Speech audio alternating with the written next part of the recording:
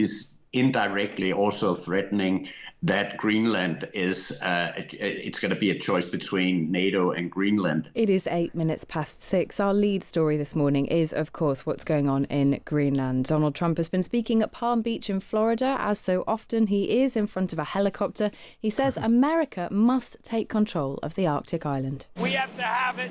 They have to have this done. They can't protect it. Denmark, they're wonderful people. And I know the leaders are very good people, but they don't even go there. And, you know, because the boat went there 500 years ago and then left, that doesn't give you title to property. So we'll be talking about it with the various people. We've had tremendous success, and I've done more for NATO than anybody else. I don't think you'd have NATO right now. I got them to go 5% and pay as opposed to 2% and not pay. I've done more than any other American president for NATO by far.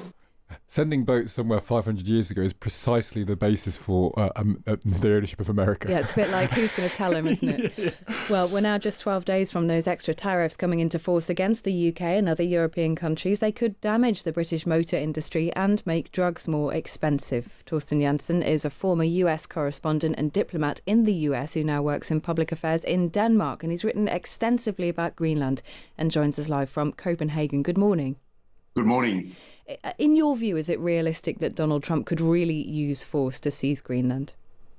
I think at this point, nobody really can rule any options out. I mean, we clearly see a U.S. president who is willing to do whatever it takes. So that's definitely one scenario. Yeah.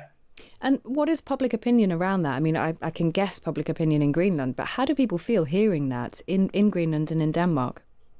I mean, it's slightly different, but still the same. I mean, in Greenland, they are very sort of concerned about their safety. I mean, will they see American troops running around in the streets of Nuuk or not? In Denmark, there is a lot of more sort of political, but also public anger towards the United States. You have to remember that Denmark regard ourselves as one of the closest allies, maybe next to the UK. We fought against or side by side with American soldiers, both in Iraq and in Afghanistan. So the sense of betrayal that we feel in this country from the far left to the far right of the political spectrum. I mean, there's no political parties in the parliament who will support just a little bit of what Donald Trump is saying. So that's quite a feel of betrayal that I guess we haven't seen since we were attacked from our neighbor from the south in 1940. And so what is that driving in terms of calls for action here? Is the expectation that Europe must step up with retaliatory tariffs, or is there a more significant call for something to happen? I mean, the feeling here in the UK is that at the moment the Prime Minister here doesn't want to engage in that. But what's the feeling there? I think there is a little bit of hope in the fact that all European leaders have been very strong in their support to Denmark and to Greenland. So that's also why we see this retaliation on tariffs on the table.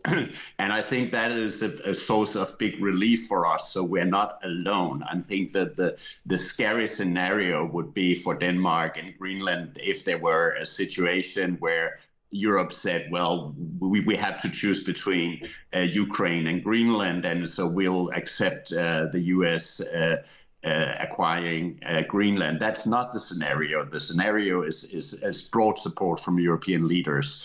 So that's on one level, but of course, there's also a discussion on can we at all trust the United States? I mean, we bought F-35 fighter jets from the U.S. We have, I mean, the United States is our largest business partner, etc. So there is a sort of an underlying discussion: can we trust the United States at all?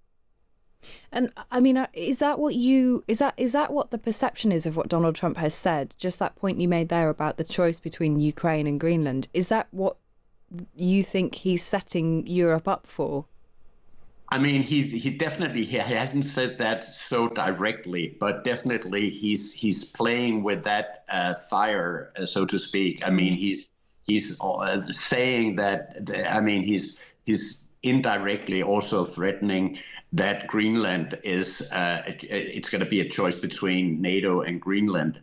So I think he's playing a very sort of hardball diplomatic game as well. Yeah. And in terms of the Greenlanders, is there any evidence to suggest one way or another how they feel in this situation? Because there is an independence movement there. There have been some rumblings about maybe closer ties to the US. Is there any recent evidence to suggest that they feel strongly one way or another? I mean, they feel very strongly against being part of the United States. I mean, the latest opinion poll showed around 85% of Greenlanders being against that. Having said that, it's very hard to make correct opinion polls in Greenland because of the size of the country and a population of less than 60,000 people. But there's no question that very few Greenlanders think that it's a great idea to leave the Kingdom of Denmark to become a part of United States.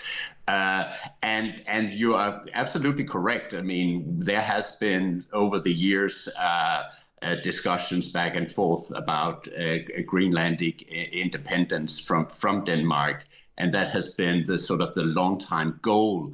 But now it's a completely different situation where Greenlandic and Danish politicians are speaking with one voice. Well, Torsten, thank you for giving us the breakdown there of what's going on in the public opinion in both of those places. Really great to have you on the programme this morning. Thank you. You're welcome. That's Torsten Jansen there, the former US correspondent and diplomat in the US who now works in public affairs in Denmark. It's an interesting point he's making there. I'm not sure how confident I would absolutely be that Europe is rock solid when it comes to all of this. That, you know, his point is that Europe is kind of speaking with one voice. The UK is speaking with a slightly different voice, that must be said. We're still in the realm of we want to be close to Trump. Going from talking about retaliatory tariffs, saying we're rock solid on Ukraine, we'd never give up Greenland in order to get support in Ukraine. I think I wouldn't bet my life on any of that. I think the concern now is that language point for me from Donald Trump, that Europe needs to focus on Ukraine. Yeah. It's very much what we were talking about a couple of weeks ago, this spheres of influence argument, which Trump has been making quite, you know, it's not the first time he's made that argument. He's making it for a couple of years. But the idea that the global north is in America's sphere of influence, this region, Greenland, is his territory, and really Europe should focus its attention on Ukraine and move away from Greenland. He wants to reorganise the map, literally. I mean, the question is how much Europe can really do and how much Europe is willing to do. And I think Davos is a huge moment, actually, for that kind of effort. I think that's such an important point. He's in Davos tomorrow, and it's very much Trump's Davos, as everything is Trump's world. I just feel that, and we've been saying this on this programme for a couple of weeks now, that ultimately we get to the point where I think a deal is going to be done on Ukraine with Greenland as a bargaining chip. And it'll either be explicit or implicit, but there's a chance that it could be explicit. And how confident do you really feel? The one thing we've learned so far today is how powerless, not today, this week, how powerless we really are, and probably Europe is when it comes to America asking for things.